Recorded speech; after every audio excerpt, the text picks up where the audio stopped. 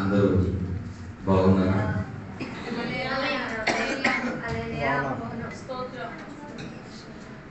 చాలా సంతోషకరముగా ఉన్నది నాకైతే.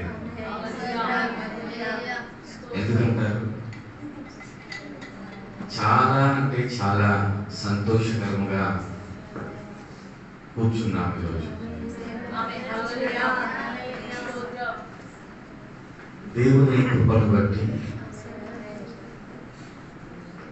తన సేవకుని సేవకురాలి ప్రార్థన బట్టి, సంఘ సహకారమును బట్టి దేవుడు చక్కని మందిరాన్ని ఇచ్చాడు.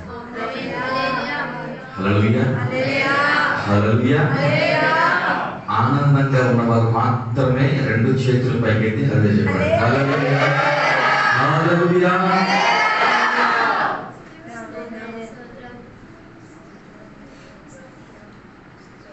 నిజంగా దేవుని కృప ఎంతో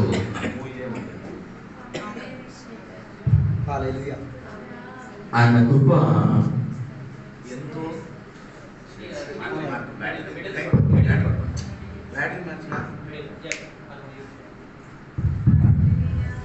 ఆయన కృప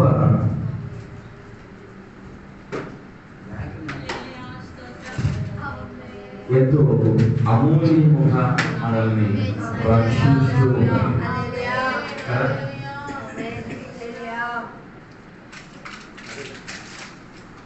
జస్ట్ రెండు మాటలే మనము ధ్యానించుకుందాం. ఇప్పుడు దాకా మంచి వాక్యాన్ని మనం విన్నాం. అందులో రెండు మాటలు చాలా ప్రాముఖ్యమైన మాటలుగా ఉన్నాయి. ఏంటి అవి? చెప్పండి, ఏంటి అవి? రెండు మాటలు చాలా ప్రాముఖ్యంగా ఉన్నాయి. ఇప్పుడు తెలుస్తుంది బ్రదర్ అజిత్, మీరు చెప్పిన వాక్యం ఎంతమంది విన్నారు?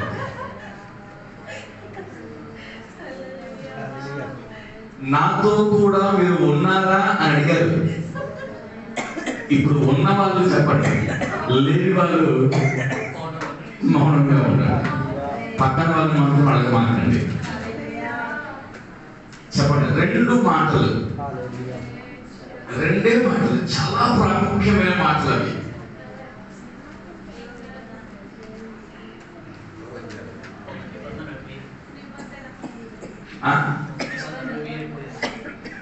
నిబంధన, కవనెంట్, ఇంకా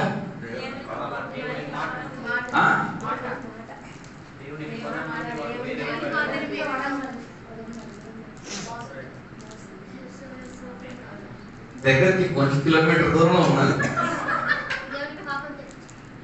దేవునికి కోపం తెప్పించి, కోపము నిబంధన, నిబంధన కోపం.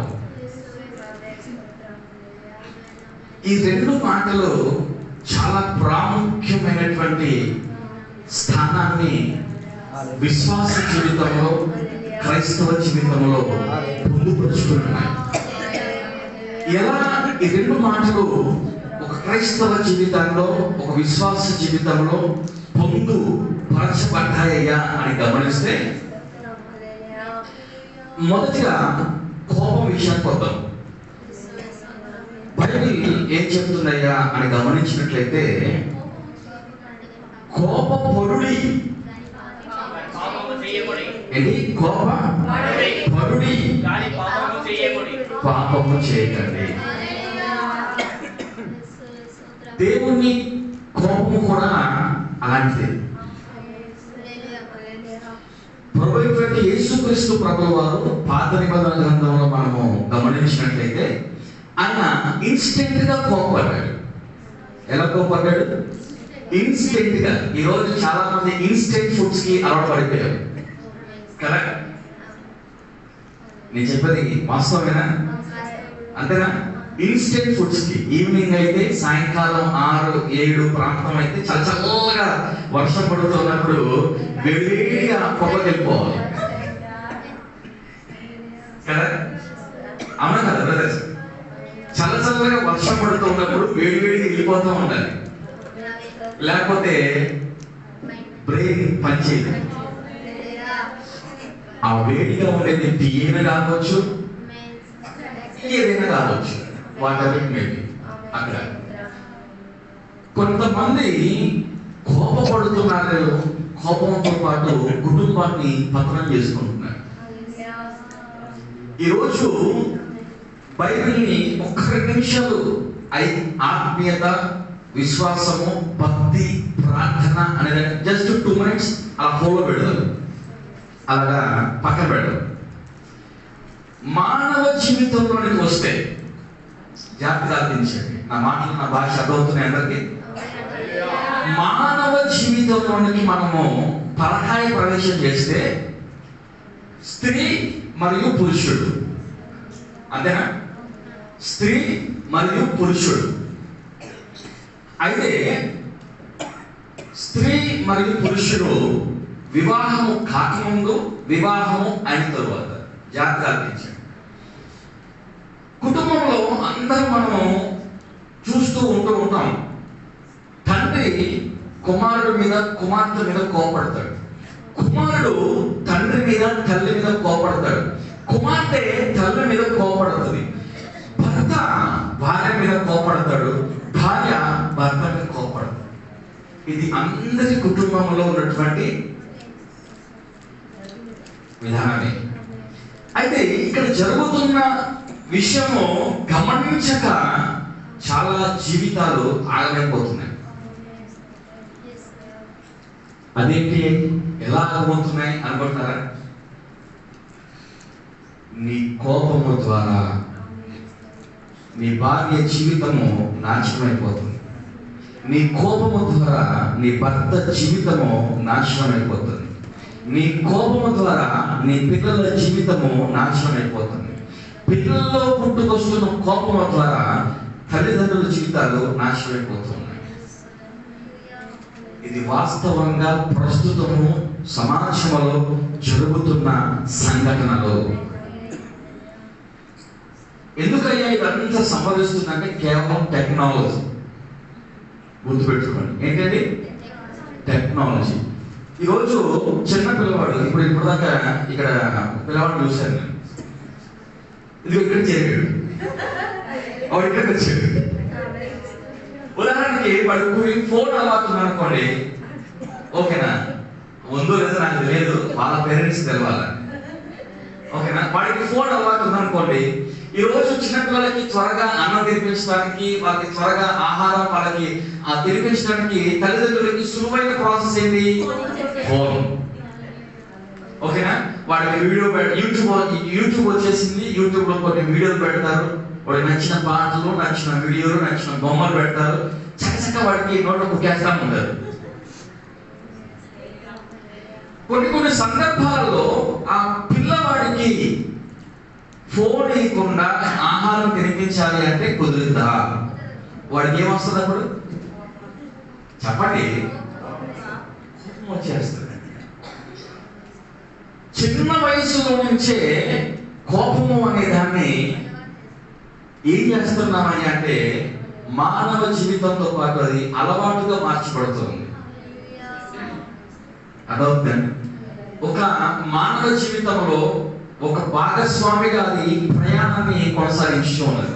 ప్రతి మనిషి కోపడతాడు. నేను కోపడతాను, మీరు కోపడతారు. మానవ సహజ నైజం ఏంటంటే కోపపడుట. అయితే వాక్యంలో ఇప్పుడు వాక్యం ఏం చెప్తుందయ్యా అంటే, నా పిల్లలారా, నా కుమారుడా, నా కుమార్తె కోపపరుడే కానీ పాపం చేయకండి. గుర్తుపెట్టుకోండి, కోపపరుడే కానీ పాపము చేయకూడదు. నేను దేని గురించి అయితే కోపడుతున్నానో మీరు కూడా దాని గురించి కోపడండి. దేవుడు దేని గురించి అయితే కోపముగా మన మీద రగులుతూ ఉన్నాడో, దేవుని కోపము ఈ సమాజం మీద, మనుషుల మీద, దేవుని పిల్లల మీద ఏ విధంగా అయితే కోపము చూపించబడుతున్నదో, మీరు కూడా అటువంటి కోపాన్ని ఆలకించండి, కానీ వేరే విధంగా వెళ్ళమాకండి. మరి దేవుడు దేని మీద కోపడుతున్నాడు? దేవుడికి ఎందుకు కోపం వచ్చింది? క్రొత్త నిబంధనలోకి వస్తే ఆయన కోపడ్డాడు. అరే బాబు, ఇది దేవుని మందిరం, సంత కాదు, సత్రం కాదు, ఇది దేవుని మందిరం, ఇది సత్రం కాదు. ఇప్పుడు మన దేవుని మందిరం ఏంటయ్యా అంటే మన దేహమే. మన దేహమే దేవుని ఆలయమే. దేవుడు ఎందుకు కోపడతారంటే ఆయన ఆలయాన్ని పాడు చేస్తున్నారు, ఆయన ఆలయాన్ని తప్పుగా పట్టిస్తున్నారు, ఆయన ఆలయాన్ని పాపములకు లాగేస్తున్నారు, ఆయన ఆలయాన్ని కులుబట్టి చేస్తున్నారు, ఆయన ఆలయాన్ని భ్రష్టుపట్టి చేస్తున్నారు, ఆయన ఆలయాన్ని అధోపరుస్తున్నారు. అందుకు దేవుడు కోపడుతున్నాడు. అంతేగాని నీ మీద కోపం కాదండి. చాలా మంది అనుకుంటారు, నేను చేస్తున్న ప్రార్థన దేవుడు వినట్లేదు, దేవుడికి నా మీద కోపం ఉంది, అసలు దేవుడు ఉన్నాడా, భక్తి ఉన్నదా, దేవుడు అనేవాడు నా ప్రార్థన ఎందుకు చేయడు?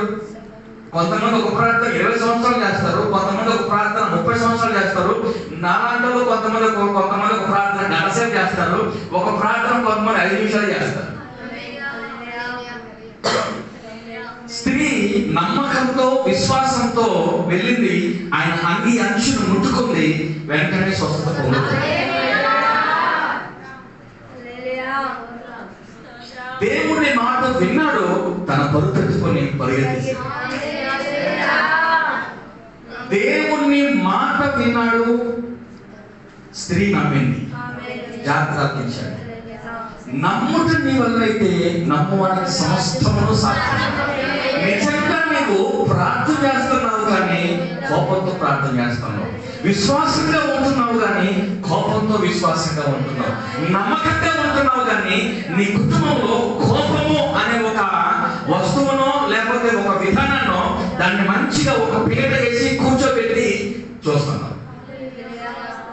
క్రైస్తవ కుటుంబాలు మాదిరిగా ఉండాలి అని చేస్తే రోడ్ల మీదకి వచ్చి అనుకుంటున్నారు, జుట్టు పట్టుకొని.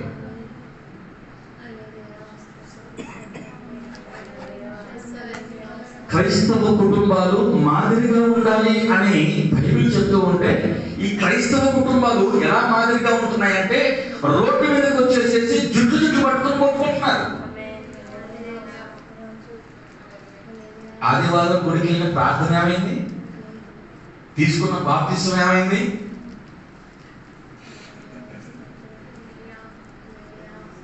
సోదరుడా, నీ భర్త మీద నువ్వు కోపడుతున్నావు, మంచిదే. ఆ కోపము నీ భర్తని దేవుని యొద్దకు మార్చేదిగా ఉండాలి కానీ నీ కుటుంబాన్ని చిన్నాభిన్నం చేసేదిగా ఉండాలి. నీ భార్య మీద నువ్వు కోపడుతున్నావు, యజమానుడు నేను యజమాని చేయడానికి వస్తున్నావు, ఎక్కడ? 4 గోడల మధ్య. ఎక్కడ? చాలా మంది చెప్పుకోదండి. ఏ స్త్రీ కూడా చెప్పుకోదు, ఇవేందో వాళ్ళ తల్లిదండ్రులు కూడా చెప్పుకోదు.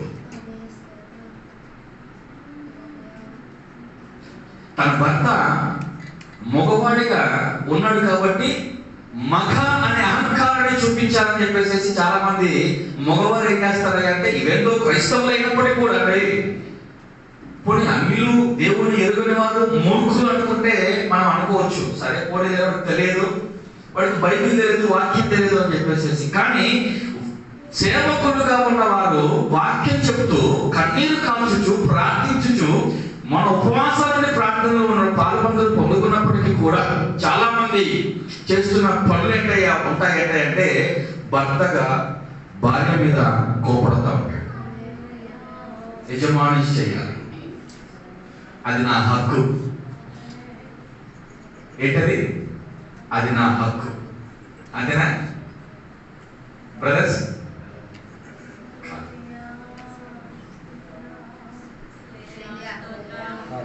హల్లెలూయా.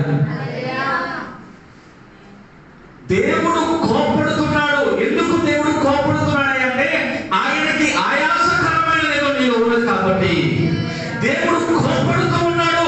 ఆయన పిల్లలు హింసిస్తున్నారు కాబట్టి దేవుడు కోపడుతూ ఉన్నాడు. ఇదిగో తన పిల్లలు తన మాట వినకుండా పెడచెవి పెట్టి ప్రక్కలో పట్టేస్తున్నారు కాబట్టి దేవుడు కోపడుతూ ఉన్నాడు. ఎక్కడ నరకానికి వారసులుగా మార్చబడతారని చెప్పేసి దేవుడు కోపంతో పాటు బాధపడుతూ ఉన్నాడు. ఆయన బాధని భరించేంత కోపము తన పైన తానే రగులుకుంటూ ఉన్నాడు. ఎంతగా కోపడ్డాడయ్యా అంటే చివరికి తన కోపముల ద్వారా మనుషులందరి కోసము తన ప్రాణాలు పెట్టేంతగా కోపడ్డాడు. ఎంతగా కోపడ్డాడయ్యా అంటే తన రక్తమంతా కూడా దారపోసేంతగా కోపడ్డాడు. ఎంతగా కోపడ్డాడయ్యా అంటే కొరతో కొడుతున్నప్పుడు ఒళ్ళంతా హోళ్ళైపోయేంతగా కోపడ్డాడు. ఎంతగా కోపడ్డాడయ్యా అంటే ఆయన కలువరి శిలువలో నీరు నీరు దాహము దాహము దప్పికొనుచున్నాను. ఏమండి ఒక మాట, ఆయన ఎవరు? ఆయన ఎవరు? ఆయన ఎవరు చెప్పండి? ఆయన ఎవరు? ఆయనకు అవసరమా ఇలా పని? అంతేనా? ఇలా పని అంతేనా? ఇలాగే చేశాడు ఆయన. అంతా సృష్టిని క్షణాలు చేశాడంతే, అంతేనా? మరి కానీ ఎంత పని? ఇలా పని. కానీ ఎవరి కోసం చేశాడది? ఎవరి కోసం చేశాడది? ఎవరి కోసం చెప్పండి? నా కోసం, నా కోసం. హల్లెలూయా. నా కోసం, నా కోసం ఆయన తన ఒళ్ళంతా కొరడాతో ఒక నాగల్ని భూమి మీద వేసి దున్నినట్లుగా దున్నబడింది.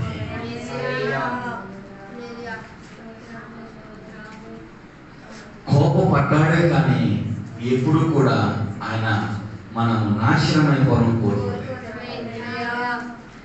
ఆయన కోపము క్షణికము మాత్రమే. ఆయన కోపము ఒక క్షణమే, అంతే. ఈరోజు ఎంతమంది భార్యాభర్తలు కోపంతో మాట్లాడకూడదు నాకేం తెలియదు, కానీ ఎంతమంది కోపంతో మాట్లాడుకోకుండా ఉన్నారో నాకే తెలియదులే, కానీ మాట్లాడుకోండి. హల్లెలూయా. మాట్లాడుకోండి, విచ్చలవిడిగా మాట్లాడండి, ప్రేమతో మాట్లాడండి. నీ భర్త మనస్సు మారేంతగా ప్రేమించు, నీ భార్య మనస్సు మారేంతగా ప్రేమించు, నీ పిల్లల మనస్సు మారేంతగా దేవుని వాక్యాన్ని బోధించు. కోపపడు వారు పాపం చేస్తున్నప్పుడు, కోపపడు వారు తప్పు చేస్తున్నప్పుడు, కోపపడు దేవునికి దూరంగా పరిగెడుతూ ఉన్నప్పుడు. బెత్తం వాడు, బెత్తం వాడు. హల్లెలూయా, హల్లెలూయా. ఈ కోపంతో ఏమి చేస్తున్నారు అంటే దేవుని ఉగ్రతకు గురవుతున్నారు. ఈ కోపంతో దేవుని ఉగ్రతకు గురి అవుతూ ఉన్నారు. ఎలా దేవుని ఉగ్రతకు గురి అవుతున్నారు అంటే ఆయనతో నిబంధన చేయకుండా, నిబంధన ఏం చేస్తున్నారు అంటే ప్రభువా నేను ఏం చేసినా, నేను ఏ విధంగా ఉన్నా పరలోకం వెళ్ళిపోవాలి. నిబంధన ఈ విధంగా ఉంది. ఇందాక నిబంధన మనం విన్నాం కదా, కానీ నిబంధన ఏ విధంగా వస్తుంది అంటే ప్రభువా నేను ఏం చేసినా ఏ విధంగా వెళ్ళిపోవాలి. వాడంతా లోపలి పంపిస్తాడంట. అప్పుడు ఏం చేస్తున్నాడు? అప్పటిదాకా భార్య ముందు మాట్లాడాడు, అప్పటిదాకా ఎవరి ముందు మాట్లాడలేనాడు, అప్పుడు వాడికి పవర్ వచ్చినట్టు మాట్లాడతాడు. అంతేనా? మగవారితో పాటు సమానంగా ఆడవాళ్ళు కూడా చేస్తున్నారండి. మేమేమన్నా తక్కువ? మేమేమన్నా తక్కువ? బ్రదర్ నువ్వేనా? నీకంటే రెండింతలు చేస్తుందని నేను. అంతేనా? చివరికి ఎక్కడికి వెళ్తుంది కుటుంబం? ఎక్కడికి వెళ్తుంది? రోడ్డు మీద వెళ్ళిపోతుంది. నిబంధన చేస్తున్నారు, తప్పుడు నిబంధనలు, నిబంధన చేస్తున్నారు. అసలు నిబంధన అనే పదానికి విలువ లేకుండా చేస్తున్నారు. దేవునికి కోపం పంపిస్తూ తప్పుడు నిబంధనలు చేస్తూ దేవుని ఉగ్రతకు గురవుతున్నారు. ఇద్దరు గురయ్యారు. అందులో అపోస్తలుల కాలంలో మనం చూస్తాం. భర్తతో పాటు భార్య కూడుకున్నది, భార్యతో పాటు భర్త కూడుకున్నారు. ఇద్దరు కలిసి ఏం చేశారు? ఇక్కడేమో దేవుని కోపానికి గురి అయిన వ్యక్తి ఉన్నాడు. యెహోషువ గ్రంథంలో 7వ అధ్యాయం మనం చూసాము. అక్కడేమో పరిశుద్ధాత్మకు కోపగించాడు. అక్కడ పరిశుద్ధాత్మను మోసగించారు. అక్కడ ఇక్కడేమో దేవుణ్ణి మోసగించాలని చూశాడు. వచ్చాడు, అక్కడేమో పరిశుద్ధాత్మను మోసగిస్తూ ఉన్నారు. ఎవరు వాళ్ళు? చదవండి మాట త్వరగా.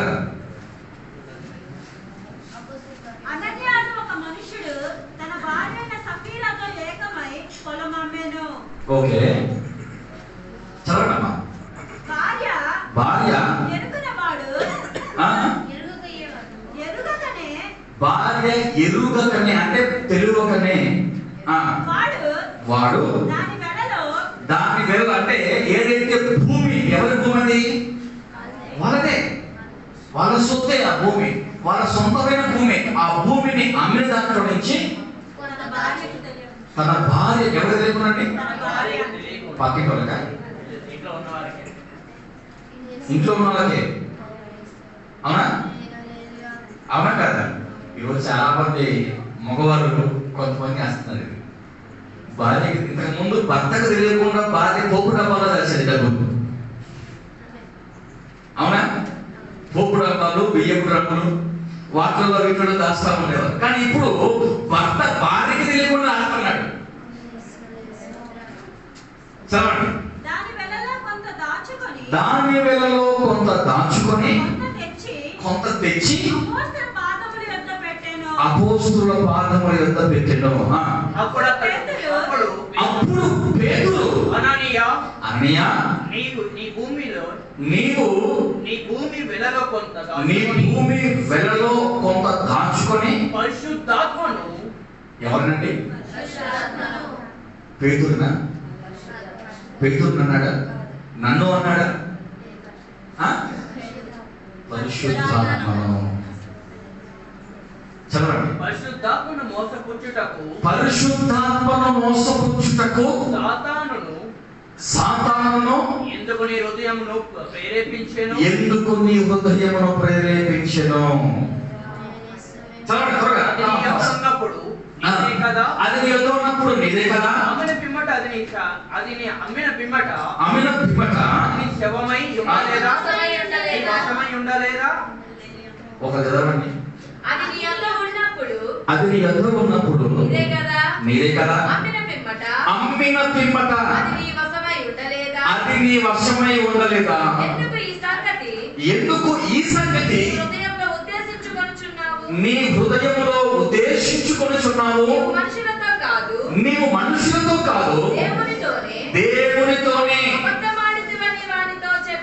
అబద్ధము ఆడితివని వాడితో చెప్పెను. చదవండి త్వరగా. అననీయ ఈ మాటలు వినిచునే పడి ప్రాణము విడువగా అక్కడ ఉన్న వారందరికీ బాగా భయము కలిగిందంట. అప్పుడు పడుచువారు లేచి చుట్టి పాతి పెట్టి తర్వాత జాగ్రత్తగా గమనించండి. ఇంచుమించు 3 గంటల సమయమునకు ఇప్పుడు ఇంకో నామ వచ్చింది. ఎవరమ్మా? చచ్చిపోయిన భార్య. చచ్చిపోయిన భార్య వచ్చింది. వచ్చి అంటుంది జరిగినది తెలియక వచ్చి అప్పుడు పేతురు మీరు ఆ భూమిని ఇంతకే అమ్మారమ్మా? నాతో చెప్పుమని ఆమెను అడిగాను. అప్పుడు ఆమె అవును అయిపోయింది. అక్కడ కథ సమాప్తం.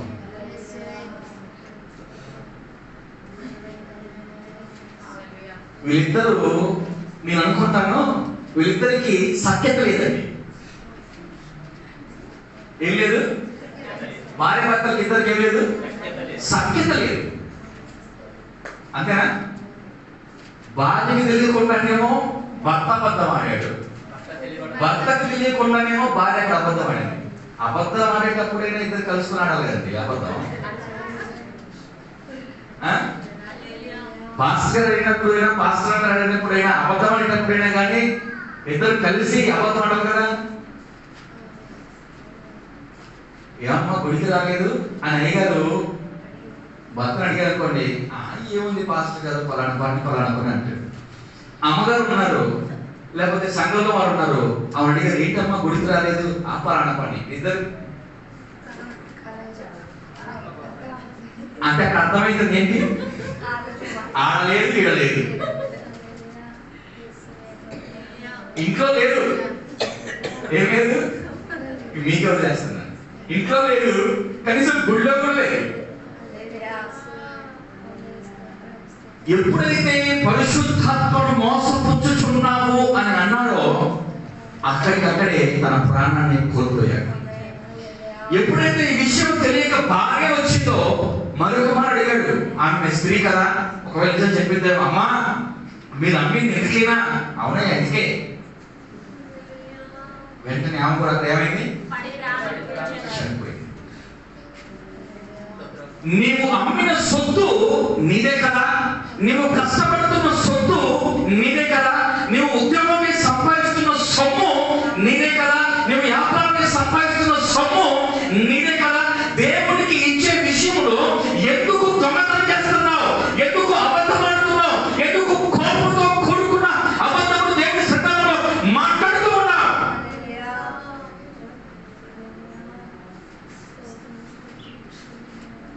నిబంధన నిబంధన ఏమని చేయాలి? నిబంధన చెప్పండి, ఏమని చేయాలి నిబంధన? దేవుని సంగమా, దేవునితో మాట్లాడే విషయమే కానీ, దేవుని సేవకుడితో మాట్లాడే విషయమే కానీ, దేవుని మందిరంలో మాట్లాడే విషయమే కానీ దయచేసి అబద్ధం మాట్లాడండి. ఒకవేళ నేను ఇచ్చేదాని విషయంలో దక్షిణ భాగంలో దేవుని సొమ్ము కాబట్టి నేను ఇచ్చేదాని విషయంలో ప్రభువా నాకు ఇంత ఖర్చు అయింది, లేకపోతే నాకు ఖర్చులు ఎక్కువయ్యాయి దేవుడికి నీవు చెప్పుకొని నన్ను తీసుకొచ్చి పెట్టి, కానీ దేవుడిని మోసం చేయాలనే ఉద్దేశం చేయమాట. వెర్రివాడి వైతో వెర్రి దాని వైతో గుర్తు పెట్టుకో. నీవు దేవుణ్ణి మోసం చెయ్యాలని చూస్తే నీవు ఏం కోరుకుంటున్నావా అంటే నీ పతనాన్ని కోరుకుంటున్నావు.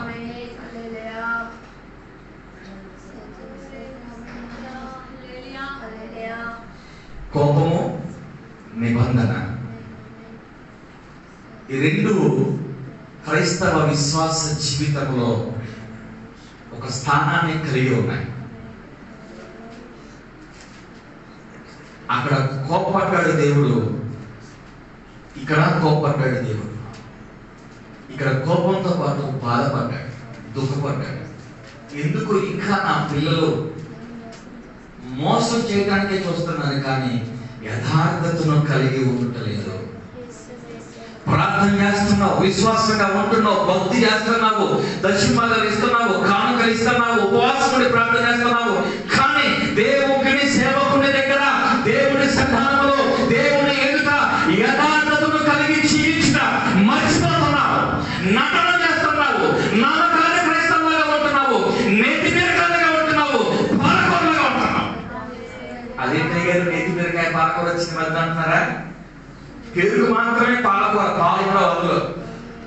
ఉంటాయా? ఉంటాయా? చెప్పండి, ఉంటాయా?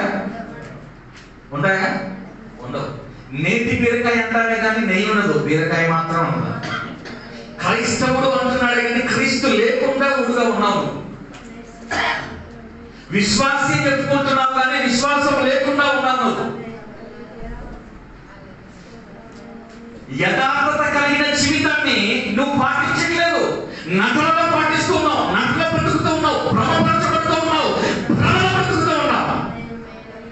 సత్యంలోనికి రా, వెలుగులోనికి రా. దేవుని వాక్యము, దేవుడు సేవకుడు ఏం చెప్తున్నాడో ఆలోచించు, నటించు మాట.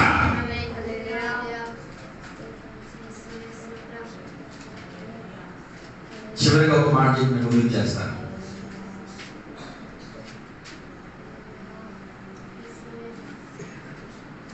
సేవకుడిని మోసం చేయొచ్చు, సంఘాన్ని మోసం చేయొచ్చు. సేవకుడు మనిషి కాబట్టి ఏం చెప్పినా నమ్మేస్తారు, అదేనా? ఏం చెప్పినా నమ్మేస్తారు. కానీ సేవకుల్లో ఉండే ఆత్మ ఉంటుంది చూసారా, దాన్ని మోసం చేయాలి. నువ్వు ఎంత మోసం చేయాలని చూసినా, నువ్వు ఎంత నటించాలని చూసినా, ఎంతగా నీవు ఆయన్ని మభ్యపెట్టి మాయ చేయాలని చూసినా, ఆయనలో ఉండే ఏదైతే శక్తి ఉంటుందో దాన్ని మోసం చేయలేదు. అంతరాత్మ చెప్తూనే ఉంటుంది. కానీ సేవకుడు ఏం చేస్తాడో తెలుసా? ప్రభువా క్షమించు, ప్రభువా క్షమించు. ఇకనైనా మారుతాడు. దయచేసి గొడ్డలి అక్కడ పెట్టమాక. దయచేసి నీ గొడ్డలి అక్కడ పెట్టమాక. ఎందుకో తెలుసా? ఆ చెట్టు కాయ కాస్తదని గత కొన్ని సంవత్సరాలు ఏదో చూస్తున్నాను. ఆ చెట్టు కాయ కాస్తదని గత కొన్ని సంవత్సరాలుగా కష్టపడుతూ ఉన్నాను. ఆ చెట్టు కాయ కాస్తదని గత కొన్ని సంవత్సరాలుగా కన్నీరు కలుపుతూ ఉన్నాను. ఆ చెట్టు కాయ కాస్తదని గత కొన్ని సంవత్సరాలుగా ఉపవాసములు ప్రార్థన చేస్తున్నాను. దయచేసి నీ గొడ్డలి పెట్టమాకయ్యా. ఆ చెట్టు కాయ కాయకపోతే క్షమించు, మరొక అవకాశాన్ని ఇయ్యి. అంతేకాని దయచేసి నీ గొడ్డలి అక్కడ పెట్టమాక. నా కోసం ఆపు. నిజంగా ఎంతగా దేవుని సన్నిధానంలో అడుగుతూ ఉంటారో అంతగా దేవుడు తన కోపాన్ని ఆపుకుంటూ ఉంటాడు. మంచిగా ఏం చేశాడు? మంచిగా పాలు తీశాడు. చక్కగా చెట్టుకు చక్కగా పాలు తీశాడు. చెట్టు చక్కగా పెరుగుతూ ఉన్నది. నీరు పోస్తున్నాడు, ఎరువులు వేస్తా ఉన్నాడు. సమయానికి దానికి ఆహారం పెడుతున్నాడు. సమయానికి దానికి ఎరువులు వేస్తూ ఉన్నాడు. సమయానికి దానికి ఏకలు చేస్తూ ఉన్నాడు. కోతులు మన రాగా లేకపోతే ఇంకేదో వచ్చినప్పుడు కూడా వెలగొడుతూ ఉన్నాడు. ఎవరో దాని మీద రాయి వేయకుండా కంటి రెప్పలాగా, కంటి పాపలాగా నిద్రపోకుండా ఆహారం మానేసి, నిద్ర మానేసి కంటి కాపలాగా కాపాడుతూ ఉంటున్నాడు. అదే సమయంలో దేవుడు ప్రయాణం చేసుకుంటూ వెళ్తున్నాడు. ఆకలి కొన్నాను నేను, ఒక ఫలమైన దొరకదాన్ని చూశాడు. గుబురుగా ఉన్నది చెట్టు. ఎలా ఉన్నది? గుబురుగా ఉన్నది, పచ్చగా ఉన్నది, కానీ ఫలాలు లేవు. పచ్చగా ఉన్నది కానీ ఫలాలు లేవు. ఎవరు తప్పిది? కాసే కాపరి తప్ప? చెప్పండి, దయచేసి చెప్పండి. నాకు ఇచ్చిన సమయం అయిపోయింది, కొంచెం ఎక్కువ తీసుకుంటున్నాను నేను.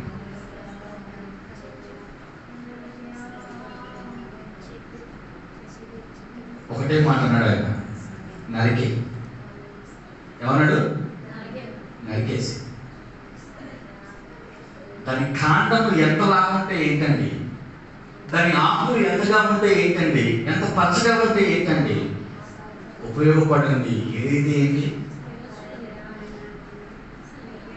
ఉపయోగపడింది ఏదైతే ఏంటి కదా.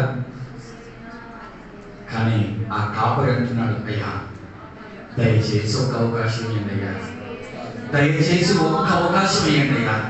నేను చూసుకుంటాను దాన్ని,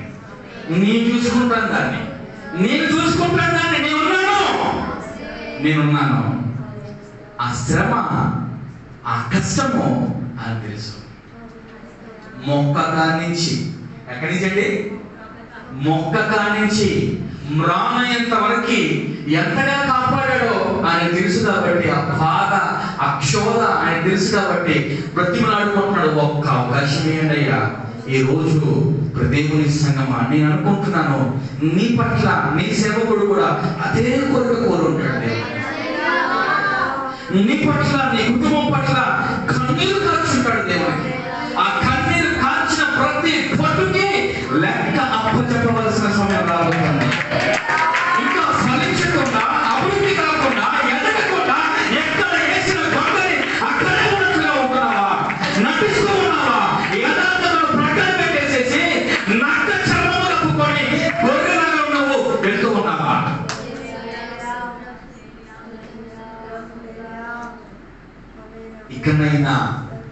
ఇకనైనా మేక్ కవెనెంట్ విత్ గాడ్. దేవునితో నిబంధన చేసుకో. ప్రభువా యథార్థంగా నేను ఉండాలి, నమ్మకంగా ఉండాలి నేను సంఘంలో.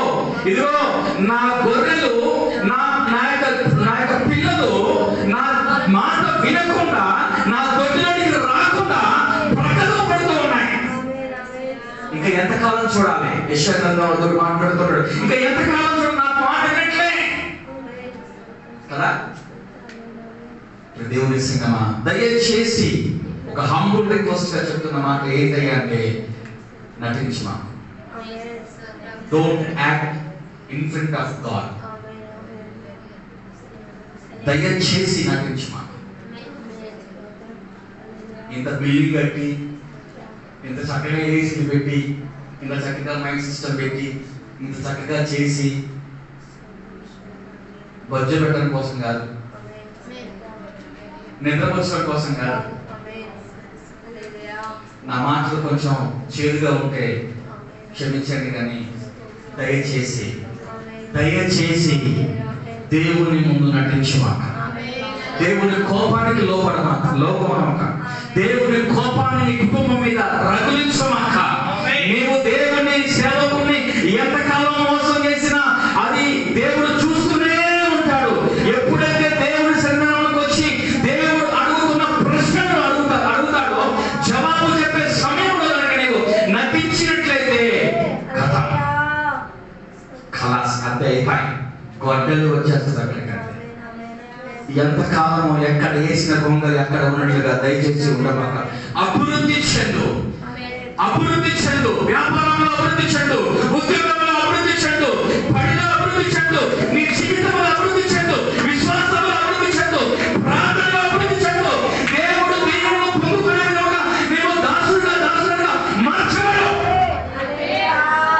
ఆయన దీవెనల్ని అపవాది దొంగలిస్తుంటే నువ్వేమో చక్కగా కూర్చొని కాలు కాలేసుకొని ఫోన్లో చూస్తా ఉన్నావు. నీకు వచ్చే దీవెనలు వాడు దొంగతనం చేస్తున్నాడండి.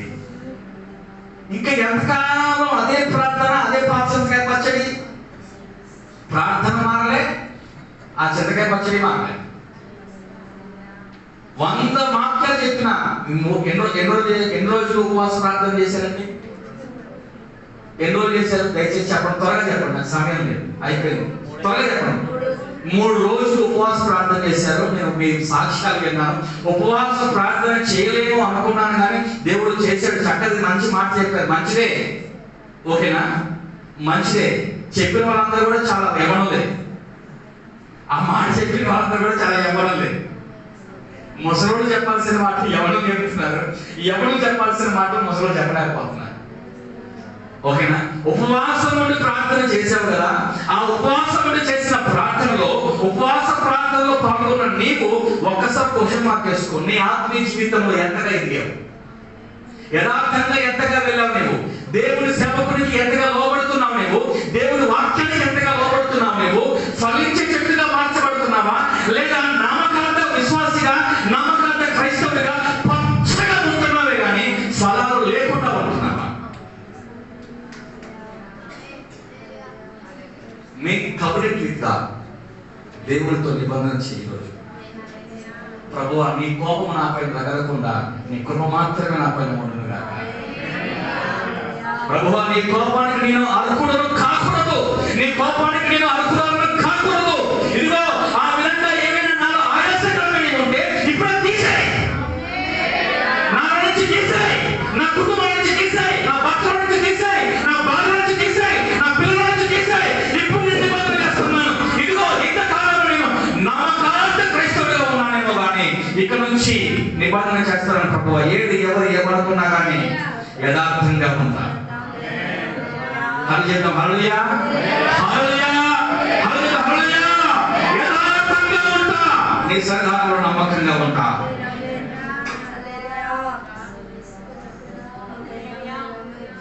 ఎంతమంది అయితే ఈ మాట చెప్తారో అంతమంది నాతో కలిసి గురించి ప్రార్థించుకుందాం. ప్రార్థన.